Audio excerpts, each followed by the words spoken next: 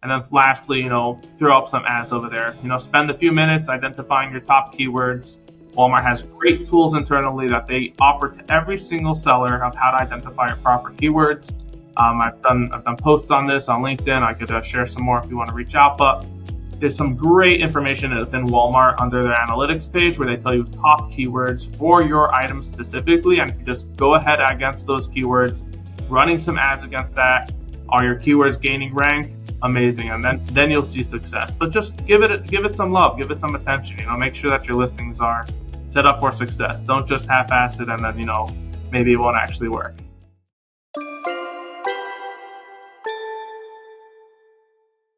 Welcome to the Ecommerce Marketing Podcast, the highly rated digital marketing podcast that provides weekly digital marketing tips and strategies from some of the world's top digital marketers and e-commerce entrepreneurs that will help you take your digital marketing to the next level. Sit back and enjoy this power-packed episode hosted by Arlen Robinson, who is an e-commerce entrepreneur and digital marketing expert with over 20 years of experience. Hey, e-commerce marketing podcast listener. Are you looking to increase traffic and sales to your website? You can do this by launching your own affiliate program. Just visit getosi.com and sign up for a free trial today. That's getosi.com. Now get ready to hear from your e-commerce marketing expert of the week as they drill down to give you details on marketing strategies that can help grow your business. Welcome back to the E-commerce Marketing Podcast, everyone. My name is Arlen. I am your host. Today, we've got a very special guest, David Milstein, who has a strong background in IT and systems implementation. But David has co-founded SellCord, which is a Walmart-focused agency where he's built their internal systems, allowing them to he has since built their internal systems, allowing them to grow at an unparalleled rate. Having managed hundreds of accounts and tens of thousands of listings, David uses his skills to help brands diversify their revenue by taking advantage of the up-and-coming Walmart.com marketplace. Welcome to the podcast, David. Thank you, Arlen. Thank you for having me. Great intro. Yes, no problem. And thank you for joining me. I'm excited to talk to you. Like I was saying before we started recording, Walmart is kind of a new animal. As you said, it's up and coming. I've had a ton of people on where we've talked about all types of Amazon strategies, and we've touched a little bit on Walmart, but I hadn't really talked to anyone that specializes in it. So I think it's going to be a exciting conversation for us today, and really interested to see what you guys do and just learn a little bit more about Walmart and how an e-commerce business can really take advantage of their platform. But yeah. So, but before we dive in, why don't you tell me a little bit about your journey and how you went from that IT background and systems implementation to starting SellCord and working specifically with Walmart.com sellers. Yeah, definitely. So I believe if you want to succeed in many, in any area, having a strong foundation and just technology is going to, especially in today's day and age, is going to help you succeed.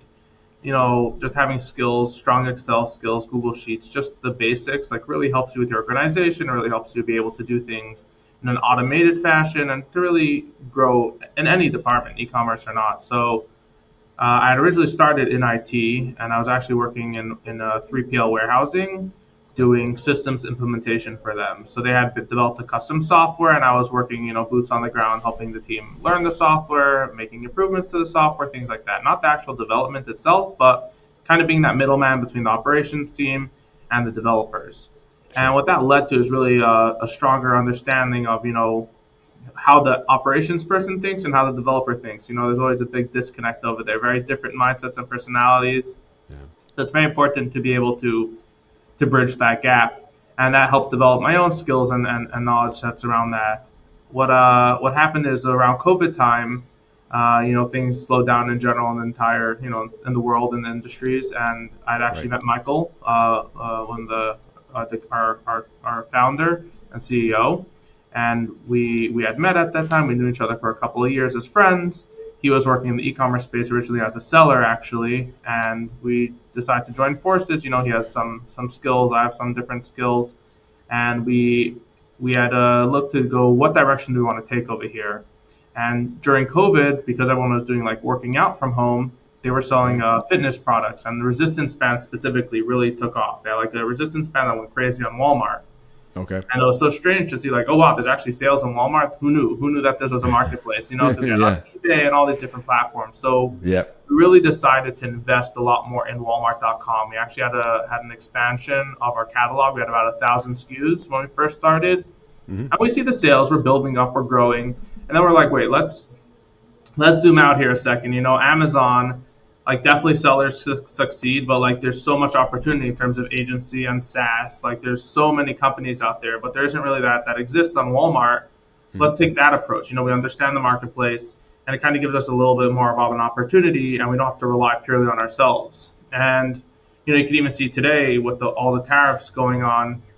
As a seller, that it could impact you much more, but as an agency, you have a little bit more diversity because you could deal with different types of clients. You have some clients that aren't impacted by that, although you do have some that are. You're not as leveraged as you may be if you're just all your eggs in that singular seller basket. So kind of that agency route allowed us to do that. And thankfully we've since expanded. We are currently the largest Walmart marketplace agency, so we manage the largest amount of just pure marketplace accounts, and it's been a great ride. So okay, well that's awesome. Yeah, like you said, who knew Walmart was going to be such a thing, and then kind of really be kind of itching right at the I guess you could say kind of coattails of Amazon as a competing force. Now, the first question that I have is I'm curious because I know a little bit about Amazon. Like I said, I've had plenty of guests on where we talked about the Amazon ecosystem, how you can become a seller. Now, if we're looking to just kind of compare, situations and ecosystems, does Walmart have a comparable kind of fulfilled by Walmart, just like a fulfilled by Amazon offering? Yeah. So in about 2021, I would say Walmart launched their WFS program, Walmart Performance Services. Okay. And that's the idea to kind of parallel Walmart's FBA. And their goal there is really to be able to support sellers. Many people don't have the fulfillment network, especially trying to support specifically Amazon sellers. A lot of like these larger brands, obviously that fulfillment networks, they're able to work on these things. Yeah. To be able to support their 3P sellers. And what's interesting is that Walmart has the infrastructure to do so. Walmart has the most warehouses out of any company in the U.S. And they also have purely just property-wise, they have so many stores across the U.S. They've been able to change some of these stores to have a separate section just for, let's say, WFS fulfillment. So they're really giving themselves that opportunity, and it's what allowed them to quickly expand to be able to, offer a 2-day delivery, even a same day or next day delivery. And I just reading some statistic on LinkedIn about in 2024, like the percentage of orders that were shipped same day or delivered same day rather compared to 2023 was up like a fantastic amount. And Walmart's really like leveraging their infrastructure. And it's difficult for some of these other like 3PLs, that try to break into this space. Even originally, before Walmart had WFS, they were working with the company Deliver, which I think went out of business since. But they were their 2-day partner. But the issue was, they have to work so much just to build that warehousing versus Walmart already has that infrastructure because they have such an insane distribution network internally just for their stores. Yes. So they've been able to really leverage that and become a competing force to Amazon quickly, where other companies would take a long time to do so. Yeah, I can see that. I'm surprised that it kind of took them so long to really kind of jump in there because, like you said, they've had that footprint of all of these stores for a long time, and it wouldn't take much to, like you said, kind of divide up a portion of their, of their retail stores to just be kind of the holding area for the fulfilled by Walmart or the WFS service, Walmart Fulfillment Services.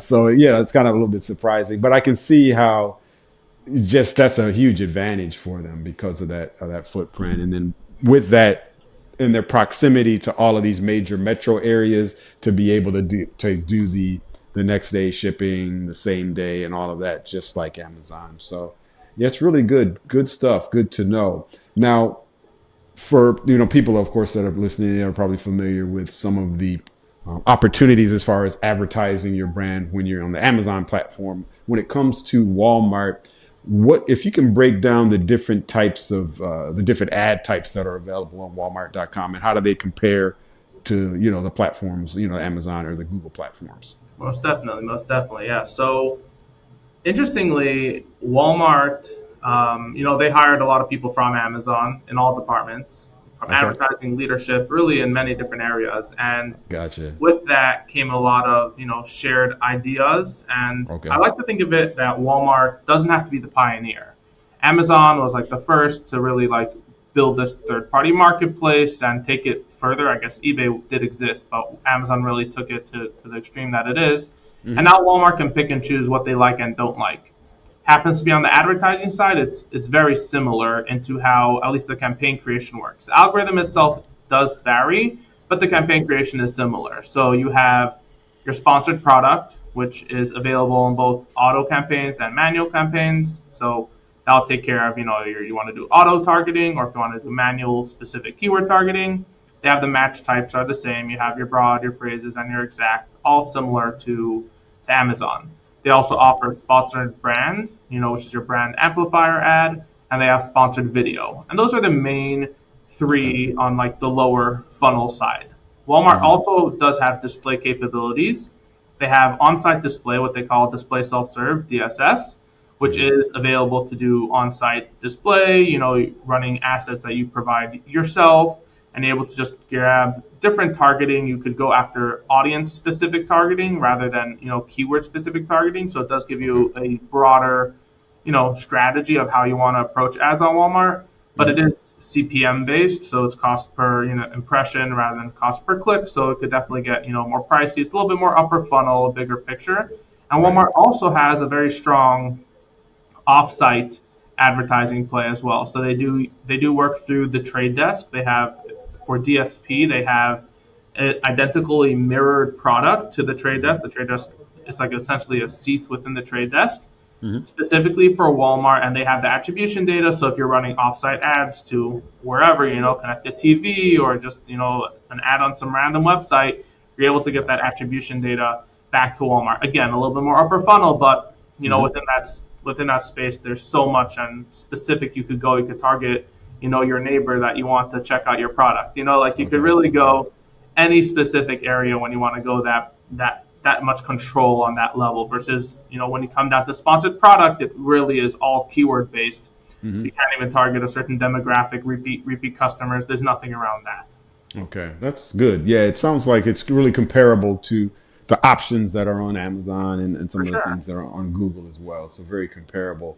Yeah. Now, one kind of burning question I've been meaning to ask you, and I've gotten this feedback from others that have been on other agencies that are just Amazon agencies, and that's all they deal with. And I've heard this time and time again about the Amazon platform. About, I guess there's a couple things. Firstly, I've heard that if you're a seller on Amazon, their back-end system leaves a lot to be desired as far as just from a technical nature, things being slow, sometimes things not working correctly.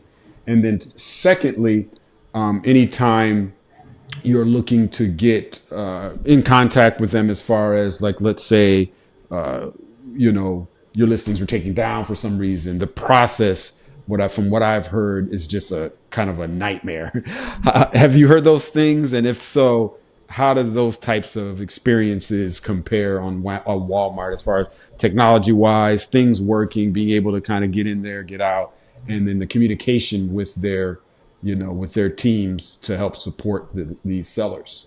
Hey, before we jump into the next question, I want to take a quick second to talk about something that's been a game changer for so many business owners, including myself.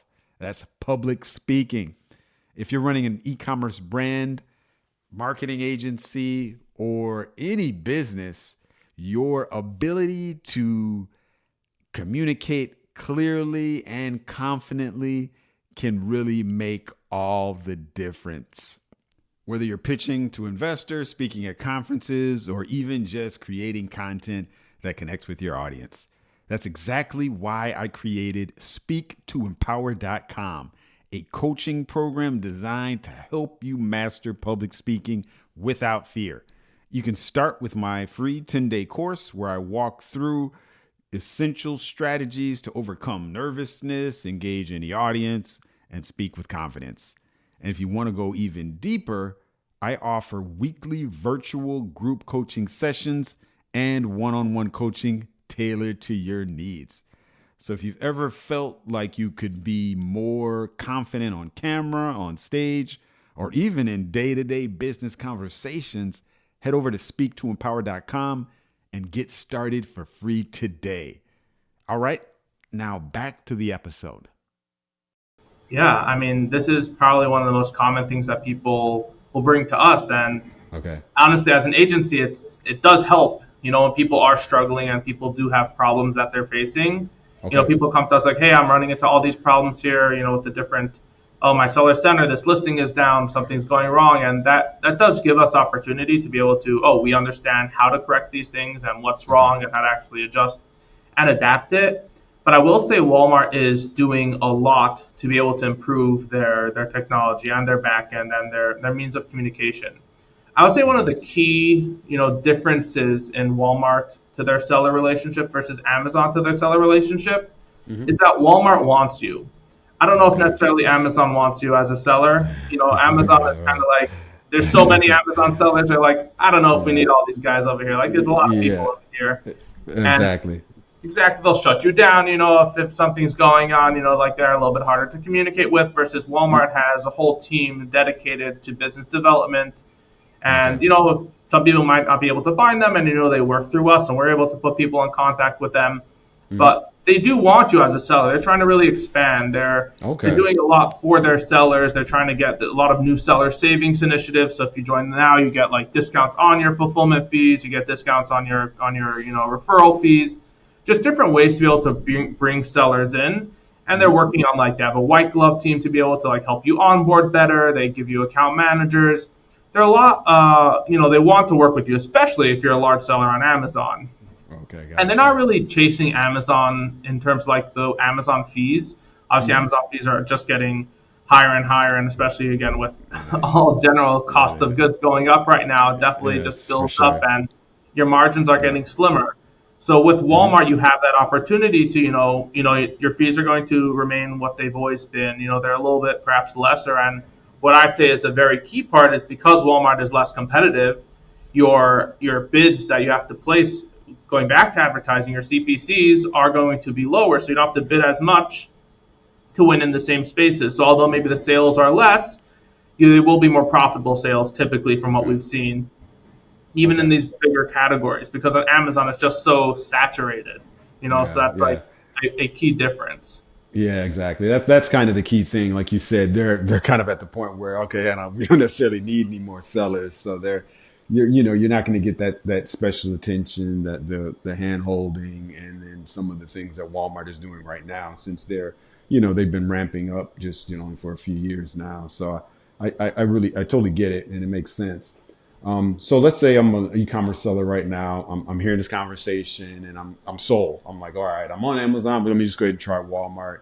I'm going to get started. But, I just want some tactics right now as far as ads are concerned. What would you say are some of the key strategies or tactics, if you will, to have, to get some proven ads run effectively, and how do I really get them out there and get a decent presence? Sure. So I believe it's important to just your perception of Walmart really plays a role here. If you understand that Walmart has an opportunity to really be a true competitor to Amazon, the same way that you'll take your time and invest in Amazon and make sure your listings are beautiful and everything is perfect and you made this great ad campaign and now you're seeing the results, give at least a high fraction of that opportunity to Walmart as well. Don't just throw up your listings, copy and paste from Amazon. Don't do any optimization. Throw up a campaign and be like, all right, sales aren't coming, turn it off and go back to your Amazon.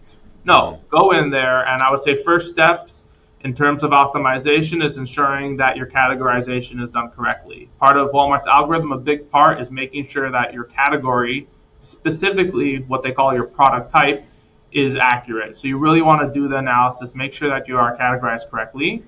Then spend time filling in your attributes. Walmart tells you which attributes they recommend you fill out. Spend time filling those out, especially the algorithm that Walmart's leaning towards is more of an algorithmic based on your attributes. So let me explain what that means. Is we had a customer who was selling men's underwear, and they weren't able to rank for that keyword men's underwear because the gender of that listing was set to unisex and not male.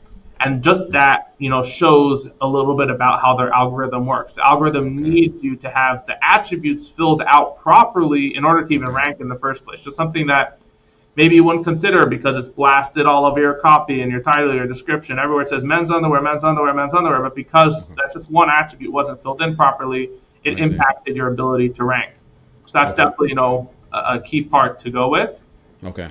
Make sure your fulfillment is good. Make sure you're able to fulfill. I recommend using WFS.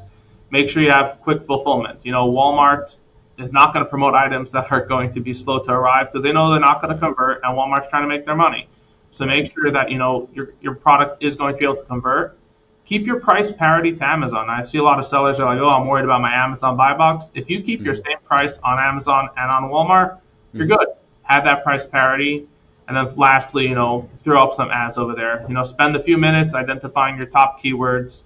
Walmart has great tools internally that they offer to every single seller of how to identify your proper keywords.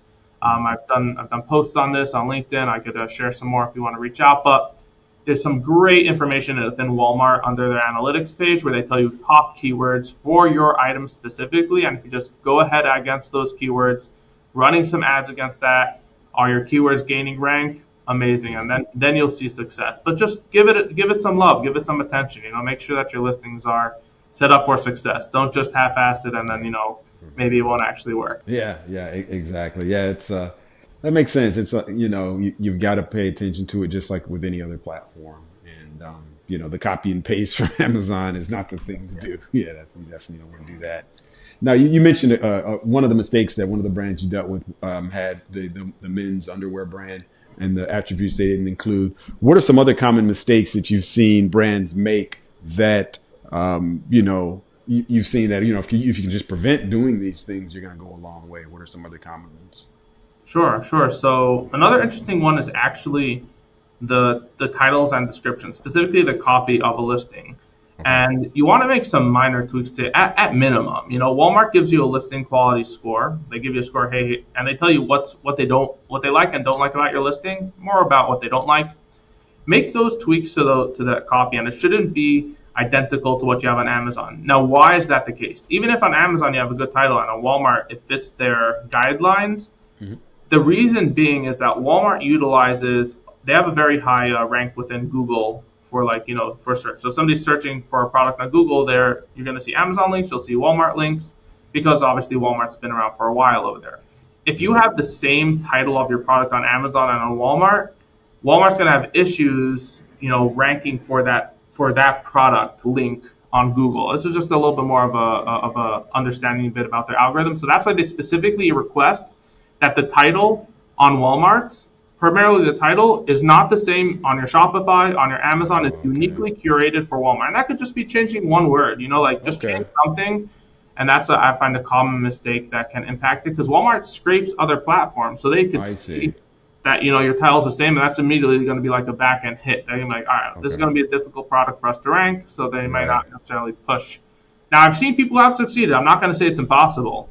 But that's just a common little pitfall that, if you don't just make that slight change, you might have some problems over there. Okay. Well, that's definitely good to know. Yeah. Thank you for sharing that, because I don't think, a brand would probably, just think, all right, you can keep the same title. Okay, obviously it's the same product across all these different platforms. Right. Just keep it the same title. But yeah, good to know that you need to make a slight change to the title and some of the description text. Looking ahead, I'm always interested in what's going to be happening in the next few years, especially as technology is evolving so quickly. How do you see Walmart's advertising platform evolving, and are there any trends that brands should be preparing for in the next few years? Yeah, I mean, Walmart's really, I would say they're really investing in a lot of different technologies. I think they have their partnership with Roku. They have been doing things like just even in terms of driving TikTok attribution to Walmart, different affiliate programs that they've been working on. They are trying to really grow in the space of acquiring more sellers and really bringing out their product to the masses. Okay. Walmart is really pushing a lot of their current customers. I like to just let's zoom back here just another real quick. I know, Sure. like when you think of Walmart, we think of it as new. It's a new marketplace that's growing over here. It's up and coming. But Yeah, yeah, in reality, Walmart's been the king of retail for the past, I don't even know, 50 years or something like that. yeah. Like For they are the sure. highest revenue company in the world. Like that's Okay. just something to consider. Now Okay. Amazon, like you're mentioning, even the opposite. Amazon's on their coattails in terms of total revenue. Like it's a really close battle. I think even for the first time ever in a quarter, I think Amazon actually outpaced Amazon in revenue, but that's going to change, throughout the entire year because of Okay. like Q4 is always really massive for in-store. Gotcha. But this is the kind of the reasoning Walmart pivoted to more of this online opportunity because they realized, Amazon is so quickly behind them and online for them is only a fraction of the revenue. So I got you. Walmart's really doing a lot to take their current customer base because they make $500 billion in revenue a year. Mm-hmm. They have a massive customer base in the U.S. They just need to get more people to shop, online, which is they've been doing their programs, with Walmart Plus, trying to get pickup and delivery for their customers, Yeah. like doing a lot more to drive that traction. And I see like as they're continuing to grow their online base and kind of even maybe moving away from this maybe tainted name, like people think, oh, Walmart's cheap and garbage. Yes, Like, they're exactly. really moving away from that. And we see premium brands that are succeeding. And once kind of that gets out there and people realize that, hey, maybe I could go to Walmart instead of Amazon, that's really where we're seeing that growth. And Yeah. you could see it. You could see within e-commerce as a whole, Walmart is a big mover. And a lot of people maybe think of Walmart as, an other. I like to say, like, don't think of Walmart as an other marketplace, like eBay and Walmart and Shopify. I don't know, like all these different, like third-party, Home Depot, these third-party marketplaces. Think of it as your secondary marketplace today because give it that attention as not just another marketplace, but like another important marketplace that you want to really make sure, obviously focus on your Amazon if that's your main business, but make sure you're giving Walmart enough attention so that as it continues to grow, you'll grow with it and not kind of fall behind as other people do give it the opportunity that it deserves. Yeah, yeah, I totally agree, and it does have somewhat of a stigma. Walmart people have traditionally thought of Walmart as being cheaper products, but yeah, I see that they've spent a lot of effort trying to kind of rebrand themselves and do different things. Personally, I've been a Walmart Plus customer for probably going on maybe like 6-7 years now, doing the grocery delivery, and it's been great. I've had very few incidents, and everything has been pretty smooth. The whole system, as far as the e-commerce side of it, the platform has been really user friendly, and yeah, I definitely encourage people. And some of the things that I've noticed just from the products that they have there, they've even created some of their own. I guess you could say. You can call it their own internal kind of exclusive brand to kind of set themselves apart from that cheaper name. It's called Better Goods. You're probably familiar with it. Yeah, It's yeah. they've got a whole line of different foods that are of a higher quality than some of their other products. It's better ingredients, a lot of different options as far as flavors and different things. And so, it's not a huge category just yet, but I see that they're steadily adding on to it to try to, kind of change their reputation of just having, kind of cheap, low end products. So, I definitely encourage businesses to give it a shot. And, like you said, think of it as a secondary marketplace, not just kind of a other, the stepchild of Amazon. So you don't want to think of it like that. But this has been an awesome conversation, David. I've learned a ton, and definitely going to be checking more into this myself, just kind of for my own information, because as I get other guests on, and I'm dealing with e-commerce customers, businesses all day, so it's definitely I'll be kind of educating them myself and pointing them your way as well if I feel that you can be an asset to them. But before we do close things out, I always like to shift gears here, just so our audience can get to know you a little bit better. If you don't mind sharing one closing fun fact about yourself that you think we'd be interested to know. Oh, a fun fact. Those are always cool. We have 3 co-founders. This is a fun fact. The 3 of us all got married in a 6-month span. Oh wow! And then also we had all baby daughters in another 6-month span. Like Okay. So, Very interesting. I take it you guys didn't plan it like that. It just kind of happened organically. Okay. Yeah, it all just kind of happened. So okay, awesome.